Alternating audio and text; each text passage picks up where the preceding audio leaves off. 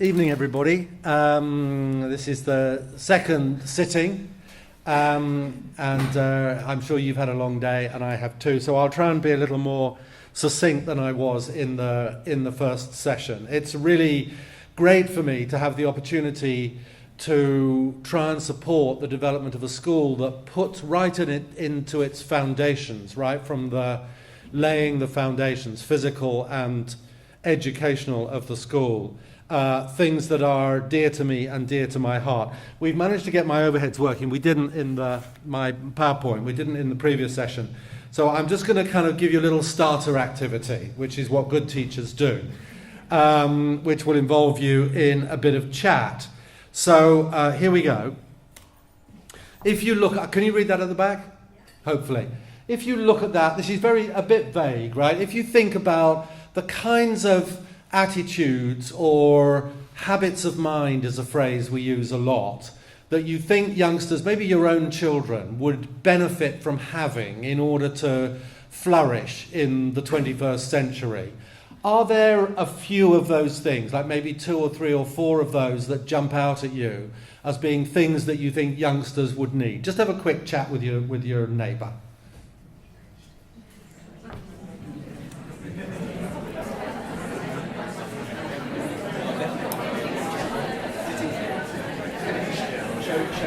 Okay, let's crack on. Anybody want to offer any things that you think are kind of would be at the top of your list of life skills for youngsters in the 21st century? Any offers?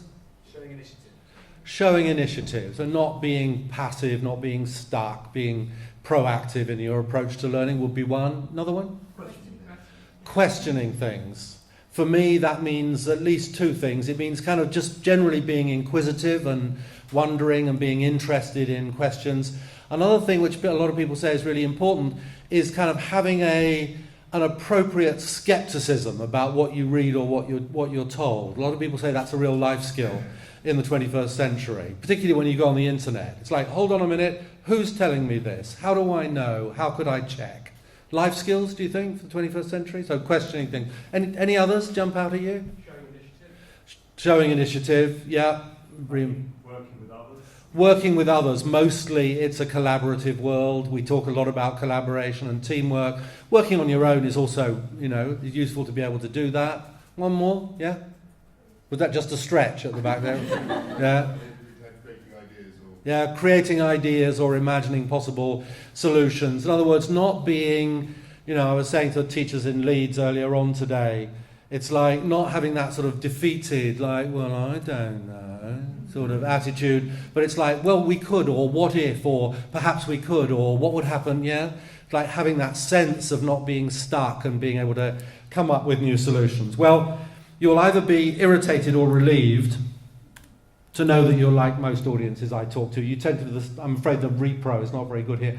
People tend to, it's the green things that people tend to pick out.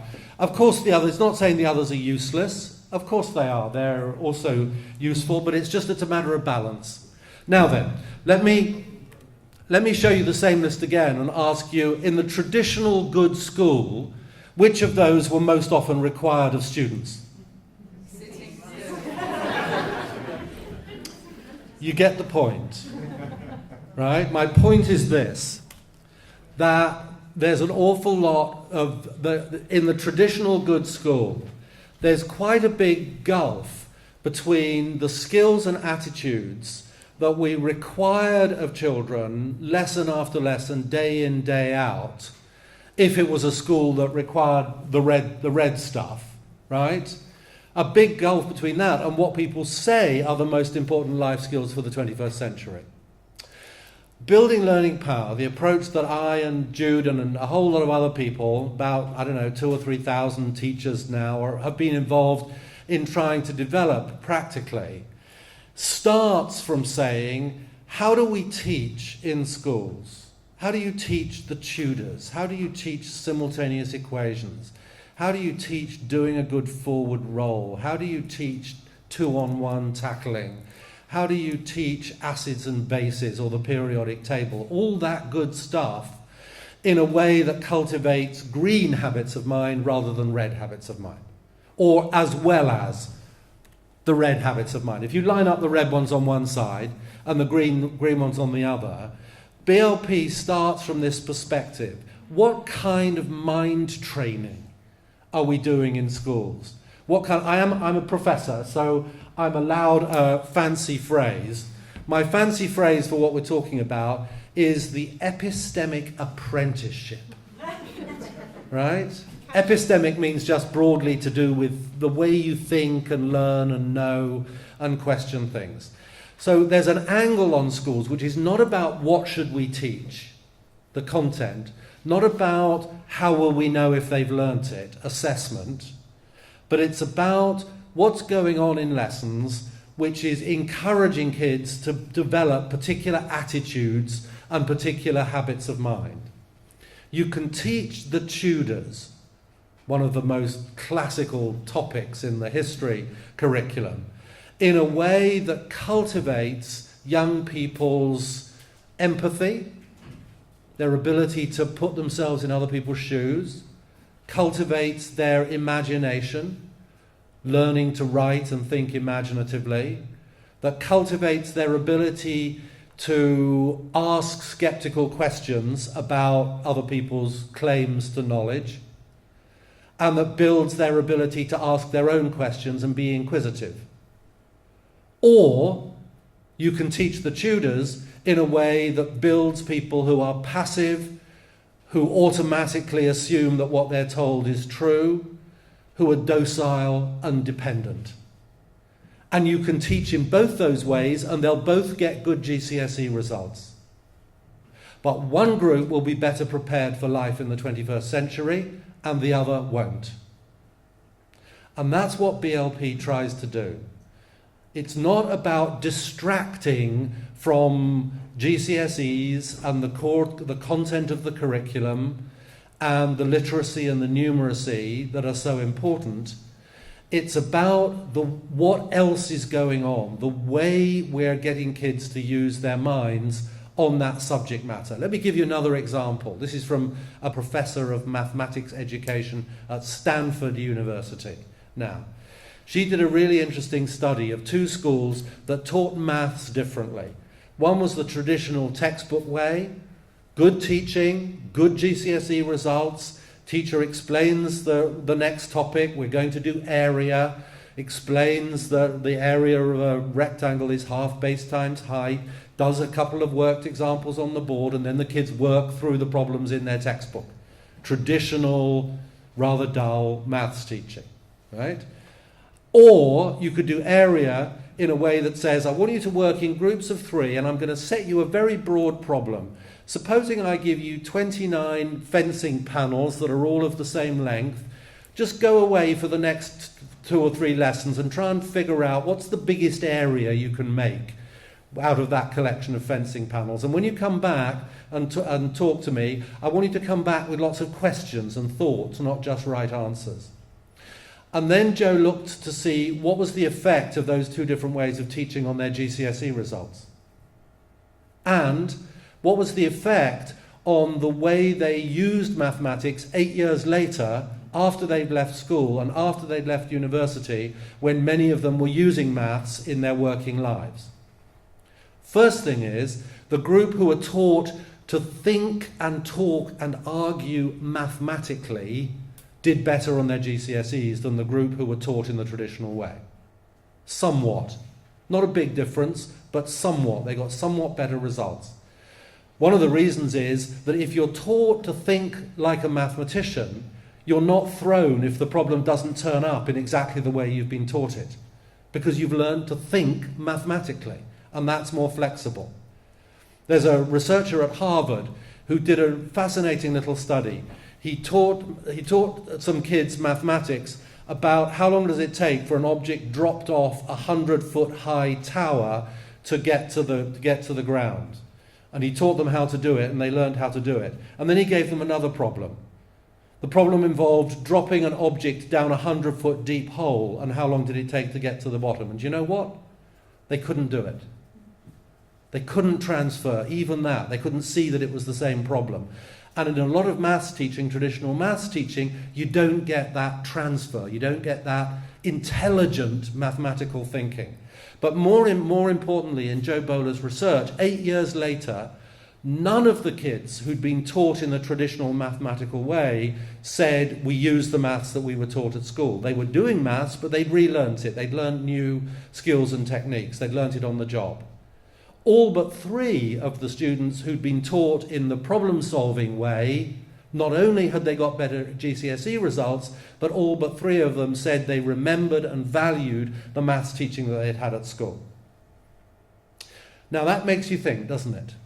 It makes you think, one of the things it makes you think is that this crude opposition between teaching in a way that prepares kids with the minds that are supple enough and flexible enough and strong enough to cope with all kinds of real life challenges is not in opposition to or a distraction from the core business of helping kids get good test results.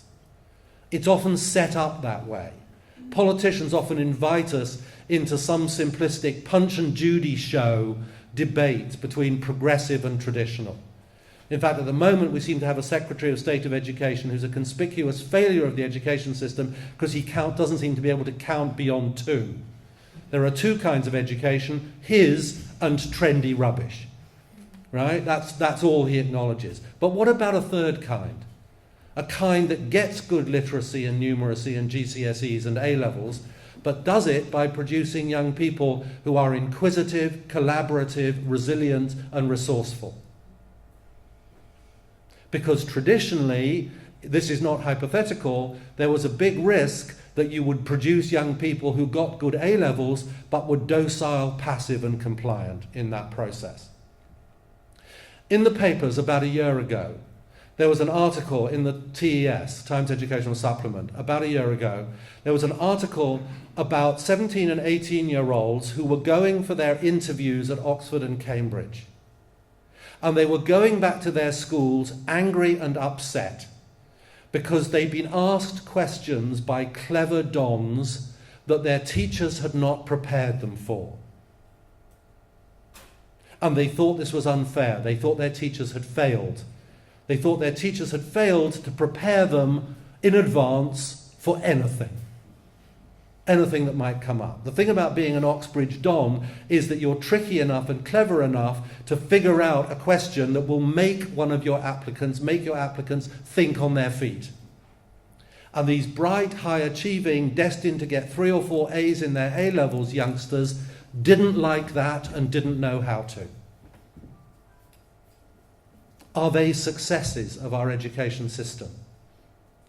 Well, they're not, because the research shows from Oxbridge that when those youngsters, if they got through their interviews, got to Oxford and Cambridge, up to 15% of them end up seeking counselling at some point during their undergraduate degrees. And the reason why they do is because the work that they're being set is a lot harder than they've ever had before.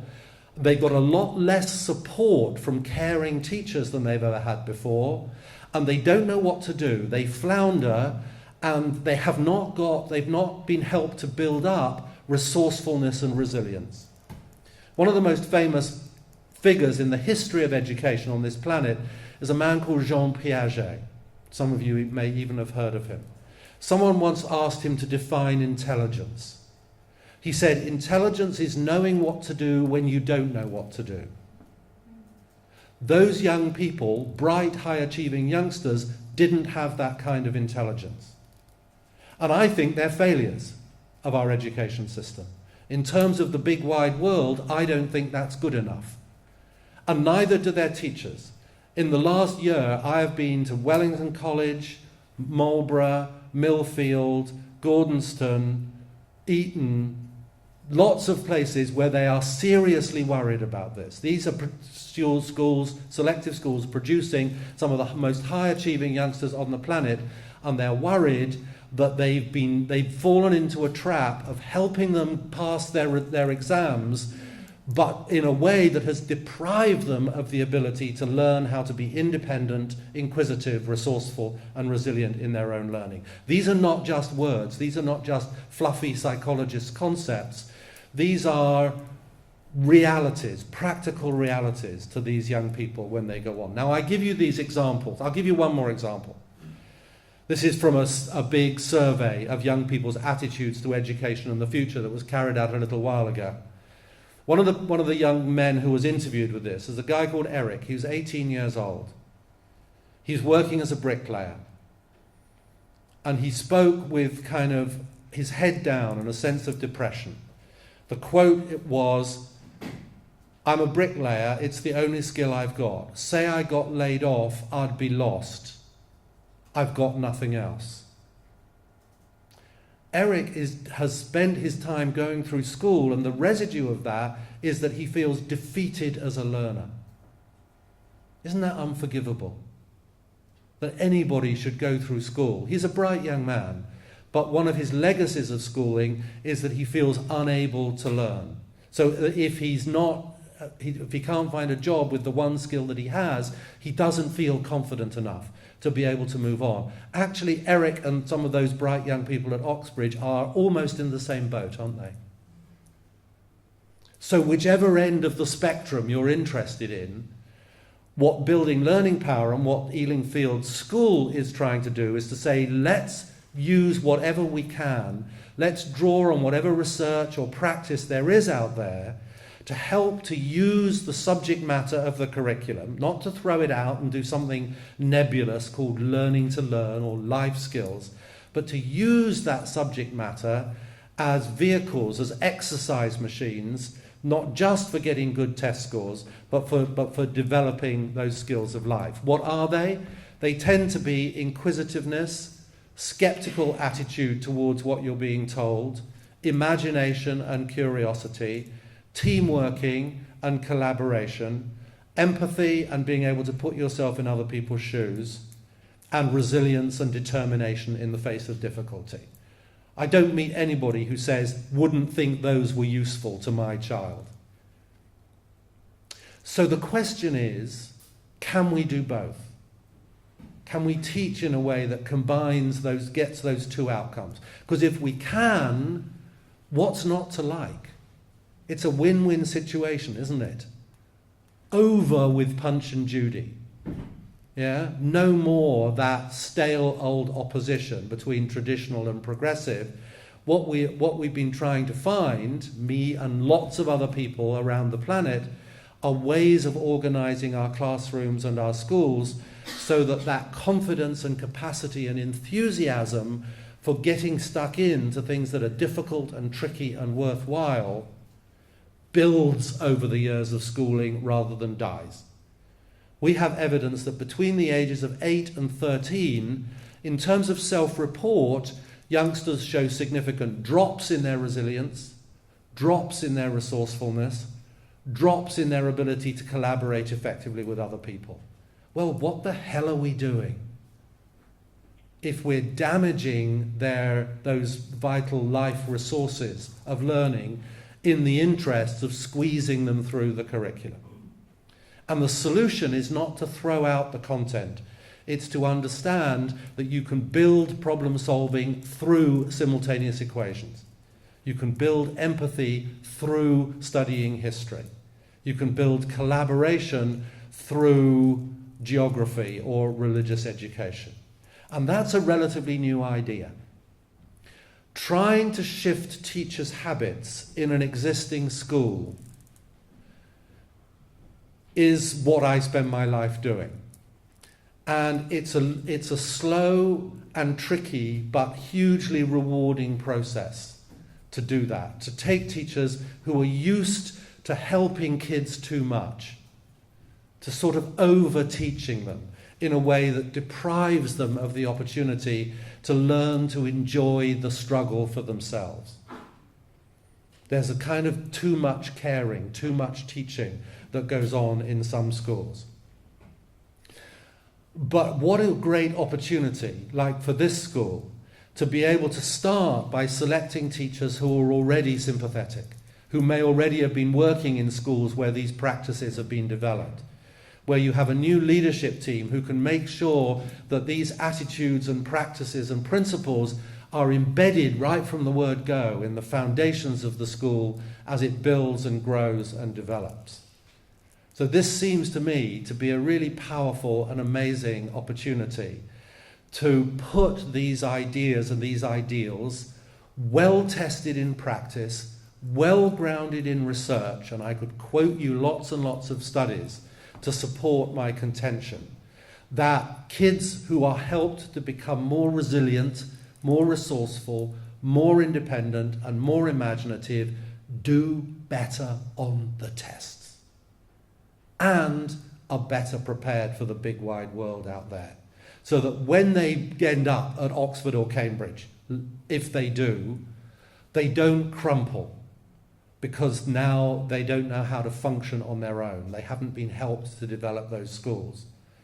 Or when they end up, as some of them will, as chefs and bricklayers and hairdressers and graphic designers and all the other less glamorous things than being and getting a first in something abstract at Oxford, they will also be facing what they do with an appetite for learning, for increased skill in what they're doing, a sense of craftsmanship and of pride in what they do.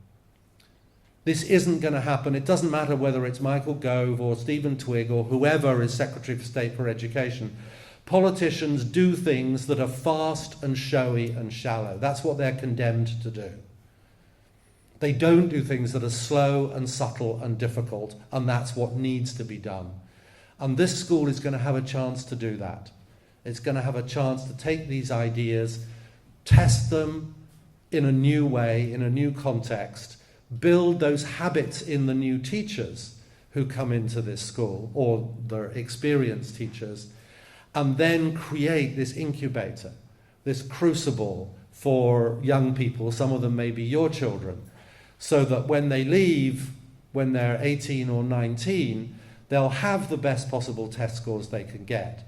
But more precious, more valuable than that, they'll have an attitude towards difficulty, uncertainty, complexity and challenge, which will stand them in good stead for the rest of their lives. Thank you.